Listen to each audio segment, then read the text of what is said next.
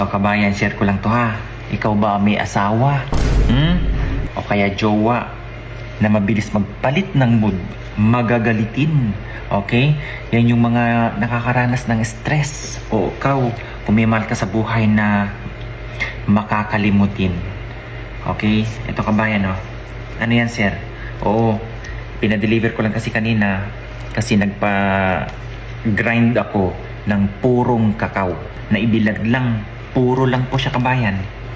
Ano ba importansya niyan, sir? Alam nyo ba base sa pag-aaral, baka pag mapanood mo to, ito na laging inumin mo. Ito ay nakakatulong lalo na sa ating cognitive abilities. Pag-uusapan brain, heart, mga ganyan, ito po maganda. Kung ikaw di diabetic, high blood pressure, o hypertensive, at kung ikaw ay gusto mong mapababa yung risk sa pagkakaroon ng cardiovascular disease, ito maganda kabayan. May pag-aaral na ginawa sa Colombia at Mexico sa mga nag-aaral, okay, at saka sa mga home for the aged, yung mga matatanda.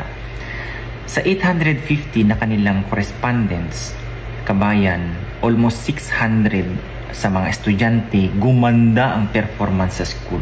At dun sa mga matatanda din naman, nagkaroon sila ng yung dating makalimot, yun, natatandaan nila kung sino ang nagsiserve sa kanila, kung sino yung taong ganyan. Okay, almost 68% as to studies na malaki ang naibibigay nitong kakao o kaya cocoa. Ito may pag-aaral sa London University kabayan. Napakaganda ng benepisyo ng kakao kung ikaw ay laging nakakaranas ng stress at saka anxiety. Bakit? Ang phenolic compound o kaya yung polyphenols nitong kakao ay pinapababa ang stress hormone ng isang tao na tinatawag na cortisol. Okay? Kaya gumaganda ang mood. Okay? Pagpalagay na lang natin sa mga chocolate, dark chocolate, na pwedeng 75% o kaya 80% ang kanyang kakao. Yan yung mga tao na lagi mong nakikita na nakasmile. Gumaganda lagi ang kanilang mood dahil sa effect ng kakao. Hindi yan magagalitin. Okay? At may pag-aaral din kabayan na itong kakao ay nakaka-generate ng stem cells. Yes, dahil sa sobrang taas ng compound na kung tawagin ay epicatechin, which has been shown na ito ay nakapag-stimulate o nakakapag-produce ng new stem cells. Pinopromote niya ang regeneration and improve your overall cellular health. Ang research, ini-indicate niya na itong epicatechin also enhances angiogenesis. Ang ibig sabihin lang yan, sinusupport niya yung ating tissue repair kapag ikaw nakasugatan, kapag ikaw ay nagkakaroon sa mga arthritis, maganda ito kabayan. Sobrang taas ng antioxidant at anti-inflammatory ng kakao kabayan. Kaya nga sinasabi ko sa inyo, kapag kayo laging na-stress, laging, alam mo yun, kung baga, asan yung eyeglass ko? Andito lang naman yung eyeglass mo. Ginanya mo lang naman, magkakalimutin ka na. Okay, maganda sa mga estudyante, kakao, for better performance sa school. Kaya pwede nyo itong incorporate sa inyong mga diet. Ang pinaka-punteriya ng mga studies is regarding sa function ng brain. Nakakatulong daw ito kabayan to increase the blood flow sa ating mga maliliit na ugat, particularly sa utak.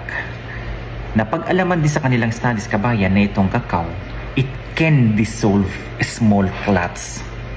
Sa mga andyan na mga polyphenols at sa mga flavonols, malaki ang naitutulong ng pag-dissolve sa mga clots na yan. So, kung mabilis o malakas ang flow ng blood flow ng papunta sa utak, kompleto ang transport ng nutrient, oxygen, lahat ng kailangan ng utak mo.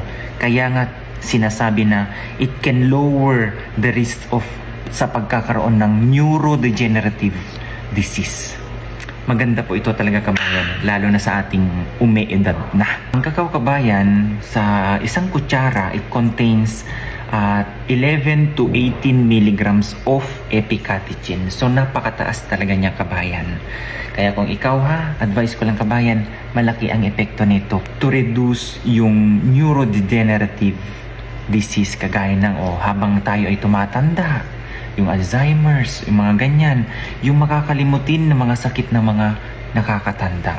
So para hindi ma-lower yung case natin sa ganyan, ayan kakao kabayan ha, incorporate mo sa inyong diet.